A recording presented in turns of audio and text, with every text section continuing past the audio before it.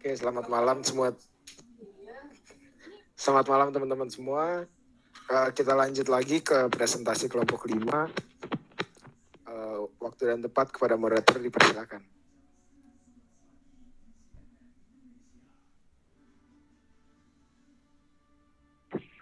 Baik, saya Ria Dika dan ini juga ada panggilan saya yaitu bernama Ferdinand Panji.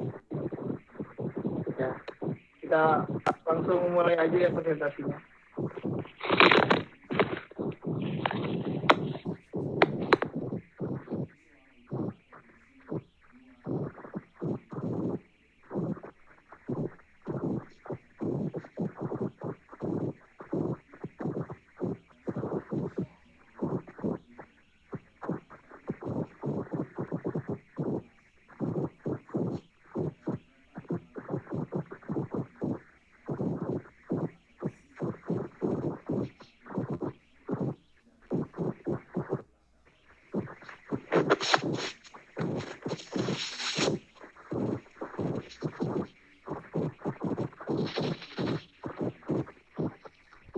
Assalamualaikum warahmatullahi wabarakatuh.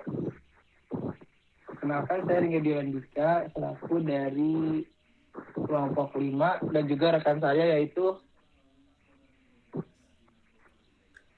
saya Ferdinand. Lagi. Tapi dia kurang tahu kemana. Langsung saja ya. Yang pertama,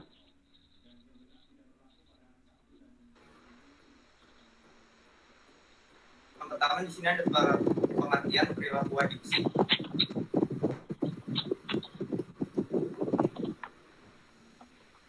Adiksi itu adalah penyakit otak yang menyebabkan seseorang menjadi tergantung akan kecanduan zat atau perilaku tertentu. Kecanduan itu bisa merubah perilaku dan psikologi orang yang mengalaminya.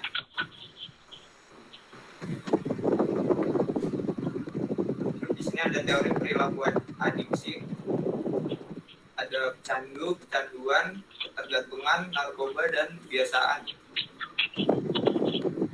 Teori belajar sosial perilaku adiksi dapat dihilangkan atau tidak irreversibel, terletak di sepanjang kontinum pendekatan pengobatan.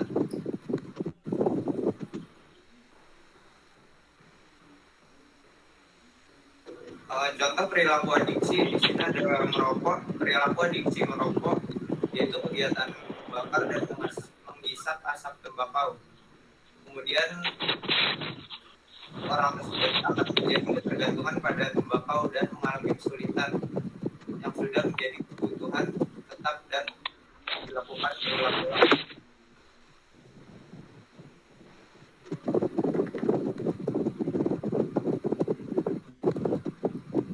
Dan ada juga adiksi alkohol. Canduan alkohol adalah kondisi ketika orang tersebut kecanduan alkohol dan sulit untuk mengontrol konsumsinya.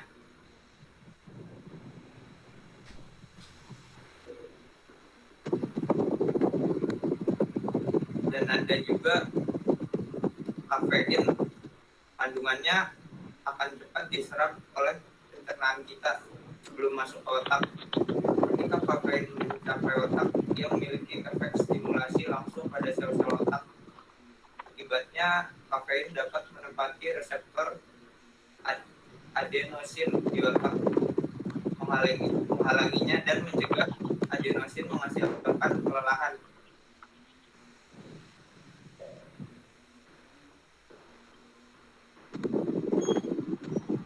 lanjut, ini ada perilaku adiksi game online ya. Game online addiction artinya adalah seorang pemain secara berlebihan seakan-akan seolah-olah game ini adalah serta memiliki pengaruh negatif bagi pemainnya. Yang kedua yaitu ada media sosial. Media sosial merupakan gangguan psikologi di mana penggunanya menghabiskan banyak waktu untuk mengakses media sosial. yang disebabkan oleh rasa ingin tahu yang sangat tinggi dan juga kurangnya kontrol diri serta kurangnya kegiatan produktif di kehidupannya. Lanjut di sini juga ada dampak perilaku adiksi. Yang pertama, merokok. Merokok dapat menyebabkan asma, tekanan darah tinggi, dan peningkatan jumlah infeksi saluran pernapasan. Dan juga ada dampak positifnya juga dari rokok itu, yaitu efek suasana hati yang positif dari merokok bagi yang merokok. Yang kedua, ada alkohol. Alkohol memiliki banyak efek negatif bagi kesehatan. Misalnya, alkoholisme meningkatkan kemungkinan gangguan seperti sirosis hati atau kanker, hipertensi, dan defisit memori. Di sini juga ada positifnya juga nih dari alkohol. Dalam studi longitudinal treatment and Kimball melaporkan bahwa peminum ringan dan sedang memiliki tingkat morbiditas dan mortalitas yang lebih rendah daripada keduanya bukan peminum dan juga peminum berat. Yang ketiga ada kafein.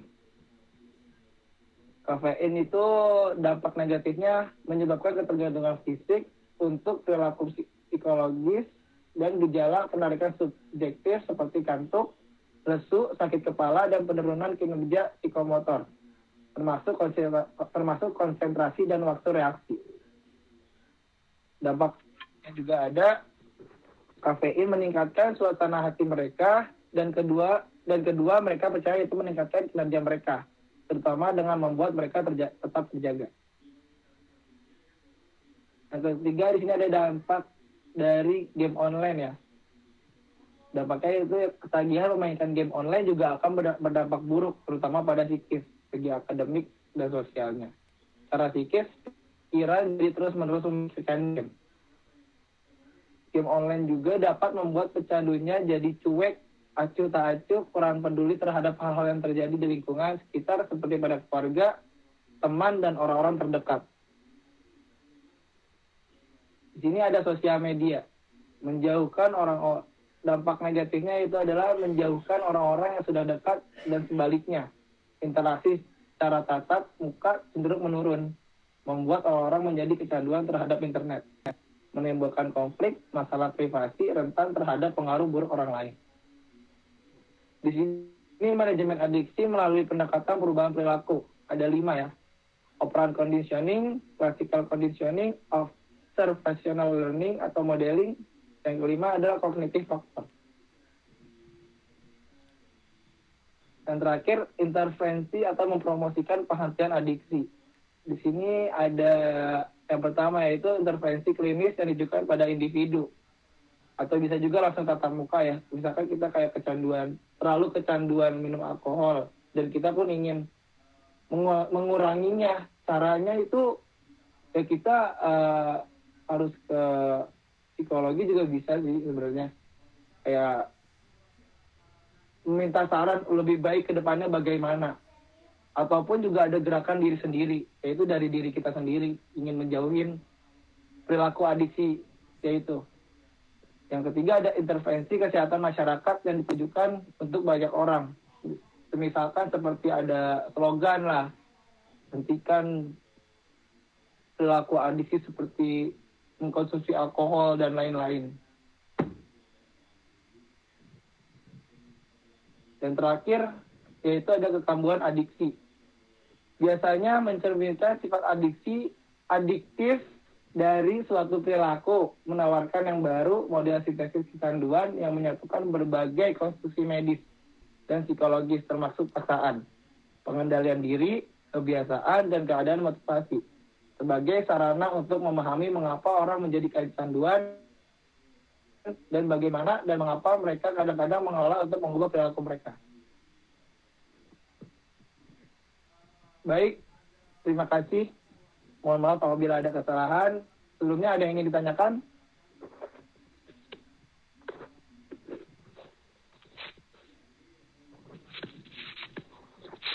Tidak ada ya. Baik, lanjut aja Ferdinand untuk memutar videonya.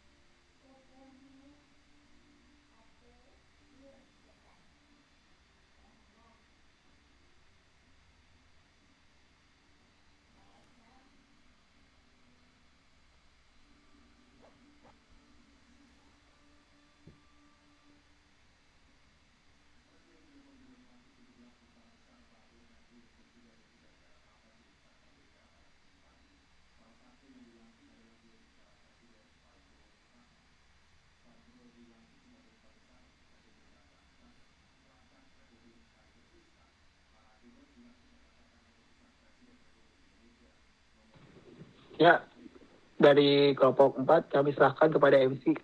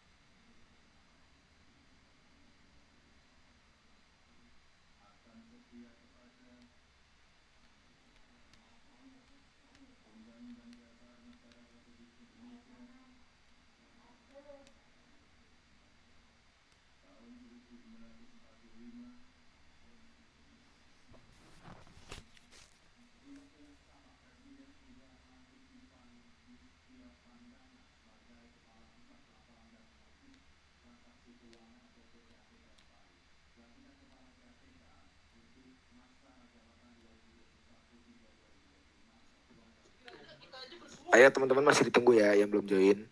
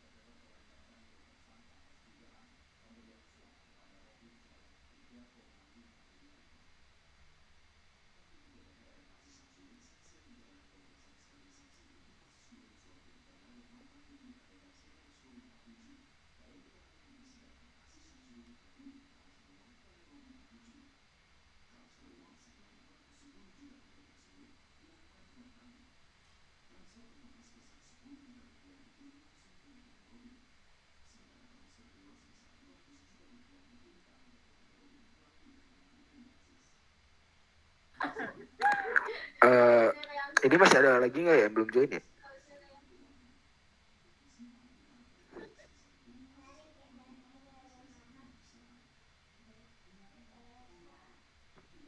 Itu tinggal 8 orang lagi, Pan. 6 orang lagi.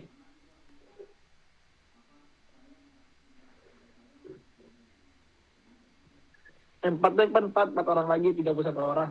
Yuk yang belum yuk join yuk biar kita bisa langsung mulai kuis di Kahoot ya.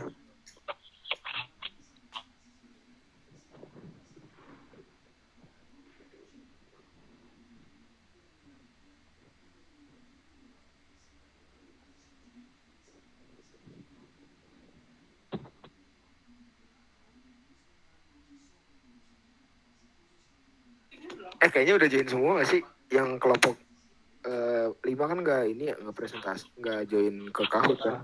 Tinggal 1 orang lagi. Oh udah nih. Yaudah, oke. Dinan boleh langsung dimulai aja.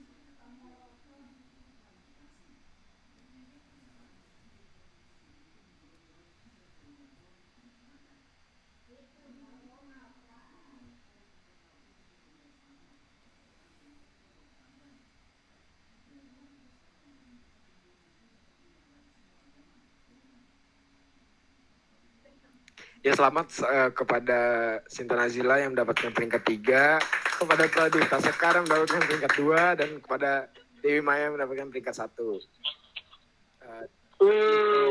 Selamat. Berpartisipasi dalam Kahoot ini. Setelah ini dikembalikan kepada moderator untuk membacakan kesimpulan. Terima kasih. Terima kasih banyak ya teman-teman atas waktunya.